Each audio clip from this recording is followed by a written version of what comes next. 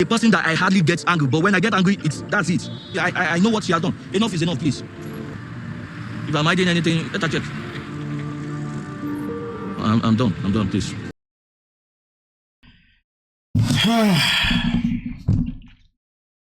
So here's the thing. We know that Michael's not done. Not because we know that he came to the States. We know he's not done because we know that his goal was to get the green card. But let's just say that Michael didn't have the goal of getting a green card. And let's just really talk about this based on what really happens when a man says he's done. What really happens when a man gets to a point where he is absolutely pissed. Well, here's the thing. For a man that values himself, that knows himself, understands his worth, whether it's his partner or whether it's a friend, if they put him in a position where he has to now start to get angry, so much to the point where he actually loses his cool, here's the thing. That man will then get to a point where he then will be disappointed in himself. He will feel as if he's disrespected himself because he doesn't value himself, based on being around people that can actually get him to that point of being that angry. So generally speaking, a man with value, he would walk away from you 1000%, which is exactly what Michael should have done when he said that I'm done.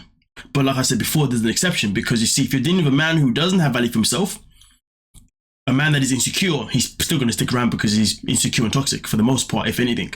And of course, if you're dealing with a man that's got a goal of getting a green card, well, guess what? He's going to stay. Why? Because he's going to get the green card. You know what I mean?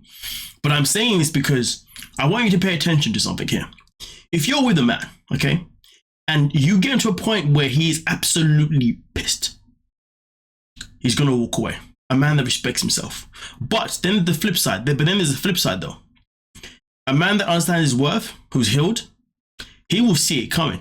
And when he sees that you're about to disturb his peace, he's going to shut you down, maybe give you a chance to humble yourself and try again. Or if it's happened one time already, he's just going to walk away. Point being is that people should be very careful about how they antagonize someone, how they gaslight someone, how they pretty much disturb someone's peace.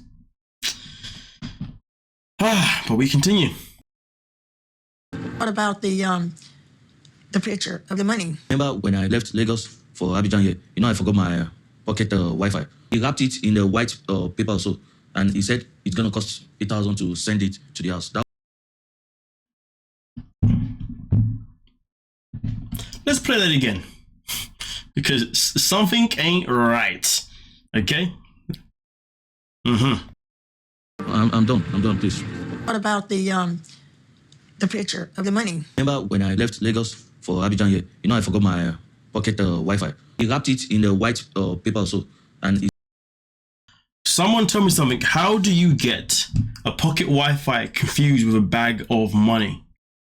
Because from what I'm understanding, he's saying that there wasn't any money in it. But here's the thing though, Angela Deem had that picture. She looked at it closely. If she says it was money, then why are you believing this whole pocket Wi-Fi nonsense? He said it's gonna cost 8,000 to send it to the house. That's it. Where'd you get $8,000 at? It's not $8,000. 8,000 naira. Dang. To be honest with you, I'm gonna come back to just all of this in a second. Why was there a picture of an old woman in that chat and say she need a husband day? I think that was a joke. If I was online there, I would have erased it because I don't like it as well. So here's my question. Angela Deem had Michael's phone for 24 hours? And we saw her look at that phone thoroughly.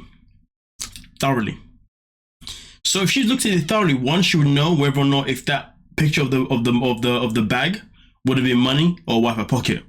Maybe they can be mistaken. Who knows? But really, I'm really into it. She should already have her own idea. But now we move on to the picture of this woman. Okay. So they've got a picture of a woman in there, and his response is, "Oh, I think it was a joke." So the fact that you don't know whether it was a joke or not tells me that it probably wasn't a joke. Or maybe you was joking, but the woman is legit. Think somebody is legit making a joke out of that woman. But here's the thing though. Angela had, again, Michael's phone for some amount of time. So therefore she was able to thoroughly look through it and see what was said around this picture, amongst other things that she discovered.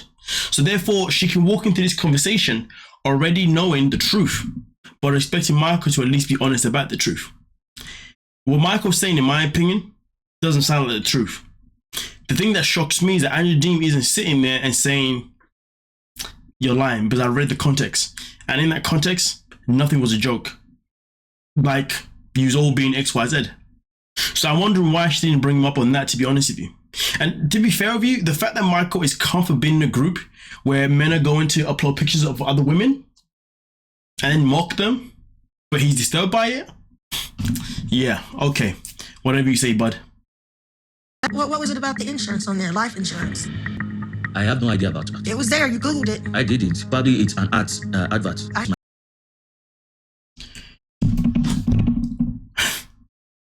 Like I said before, Angela Deem had his phone for some at a time. She would have been able to identify whether or not it was an ad or not. It wasn't an ad. From what I remember, we saw the screenshot of it. I'm pretty sure it wasn't an ad. But the fact that Angela had his phone for all that time still is blowing my mind why she's sitting there like, okay. Because the reality is this. If it was an ad, you would know what an ad is. You can't be mistaken. Especially if it's on Google too. Google ads are freaking clear. When you do a Google search, it's clear when the first thing is ad, but it has that little yellow thing with the word ad in it. You can't miss it. Especially if you're looking at that phone to examine it. You definitely aren't missing it. Unless, of course, she's partially blind. But we continue. But even a partially blind person would still see it as a freaking ad. So, yeah. I say much. That's to people, what I know. Yeah, but sometimes mentally, physically, I get shut down. I just don't tell you. Like, okay, I believe that Michael probably does get to a point where he shuts down because he knows that when he tries to speak, Angela is always cutting him off. So yeah, I get that. But the whole I get depressed, I'm gonna touch that in a second. I get depressed. See, you're supposed to tell me And things this like group where I that. am, most of them they fall into depression because this process takes years. You know how long we've been on this. You see, this is where I'm going to touch on the whole depressed thing. I'm not one to ever question anybody's mental health. Nothing but support it. But at the same time, though, I'm one to definitely call you out. I feel like you use mental health as a weapon rather than it actually being something that is actually affecting you in a way that, So in this situation, I find it very interesting how he's in a group chat with men that are feeling depressed, but yet these men have the time to do what? They have the time to advertise another woman and make a joke out of it based on what he's saying. Don't get me wrong, some people, when they are depressed 100%, they may project it and use it in ways where it involves projecting on other people, bullying other people, picking on other people. I'm not going to say that's not a thing. It is a possibility. But in my opinion, I feel like Michael's had a lot of inconsistencies in his stories, personally. And this whole depressed thing, saying we're in a group where we're all feeling depressed and we're all there for each other, all that kind of stuff. Okay. Because funny enough, originally, the conversation around this whole group thing wasn't around a piggy bank, wasn't around money at the time. Again, there's even inconsistency in the storyline at this point. Unless maybe I've misstepped that one. Let me know. But we continue. I'm tired of being alone. I'm always at home. I don't go anywhere. To be fair though, let's touch on that. Why is Michael always at home? Why is he alone? Because Angela Deem wouldn't allow him to go and get a job. If she allowed him to go and get a job, well, then guess what? He wouldn't have been alone. But let's be real.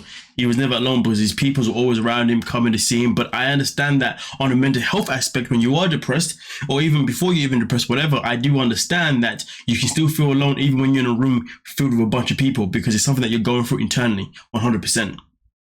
But I don't believe that's the case in this situation. I think Michael's doing what he can to save himself. I appreciate you telling me that because I didn't know you felt lonely for me. You never tell me. That's why I feel so like. On the other hand, I've been just as lonely, but I ain't went to these group chats. He forgets again, we're in this together. And this is what I tried to tell him for 7 years. When you hold back and not communicate to me. First and foremost, you're chatting absolute BS, Angela. Over the years, we have seen you publicly dancing on men uncomfortably. We've also seen you interact with another man called Billy in Canada, even plan to actually go see him as well. So to be honest, while she's talking about, she's been lonely too, but she hasn't been on any apps. Maybe she hasn't been on any apps or any group chats, but we've definitely seen her out and about, getting drunk, doing her terrible freaking karaoke's, and dancing on men who are probably married and making them feel uncomfortable and disgusted, as well as also speaking to Billy, amongst whatever else maybe that I haven't thought about. So for her to sit there and say that, girl, please, don't lie to us. We have memories. Absolute, utter nonsense. You're both as bad as each other. You have lied so much that it's not my fault that I cannot believe you, Michael. Pull the visa. It'd be like ripping the last chapter out of the book. You won't know the ending. So here's the thing. As you can see, Angela decided to not pull the visa because she wants the chapter to finish. She wants to see where this is going to go. If that's the case, then that means she has no right whatsoever currently to be infuriated by Michael. She didn't pull the visa because she wanted to see where it went. Well, guess what? It went to a point where he came to America and then he ran away. That's your story. End of story. There's no need to be online trying to chase this man down, trying to ruin him or trying to do whatever the hell you're trying to do, because the grand scheme of it is that you wanted to find out where the book ended, this chapter, and this is where it ended. Get over it. Do you see what I'm saying? But also on top of that, let me just go back to the last look a bit here, just to remind myself of about what she says. When you hold back and not communicate to me, you have lied so much that it's not my fault that I cannot believe you, Michael. Let's talk about that. Yes, Michael's lied a lot, which therefore means that you've had multiple opportunities to walk away from this man and pull the visa, to walk away from this man and not even apply for the visa, to walk away from this man and not even marry the man. But guess what? Every step of the way, you chose to marry him. Every step of the way, you decided to then eventually apply for the visa. Every step of the way, you've always decided to go back to this man, whether or not it's due to the fact that you love him or it's due to the fact that you love the fame and you just need him to stay on TV. Either way, you've always gone back to him. So however this story ended, which of course we know how it did, you can never have the right, in my humble opinion, to be pissed, because you played your cards in the direction that you felt were going to work for you. So really and truly, the only person that you can be disappointed by is yourself, Angela Dean. But even that itself is a very hard task for her to do. But we continue. Pull the visa. It'd be like ripping the last chapter out of the book. You won't know the ending. Well, like I said before, you could have ended this a long time ago, but you chose not to. Either way, I'm still sitting there thinking to myself, you read everything thoroughly, so you would have known whether or not that was a joke regarding the woman. You'd also know whether or not if that bag was actually money or not, to be honest with you. And also, if you had never been the way you was this whole time, then maybe Michael would have been more open about how he was feeling, given that his feelings are true. You never know with Michael, to be honest with you, when it comes to how he really feels about Angela. Well, at least not when they're on the show. Now they're not on the show, we now know how he feels about Angela. And that is pretty much, I don't need to know you. It's going to be curious to see, though, if Michael's going to be at the tell-all. Because if he's going to be at the tell-all, that means this is going to be the first ever tell-all we are going to experience Angela and Michael in the same building. And given everything that has gone down, this is going to be crazy. Unless, of course, they already filmed the tell before Michael decided to run away. If that's the case, well, then I guess that changes everything.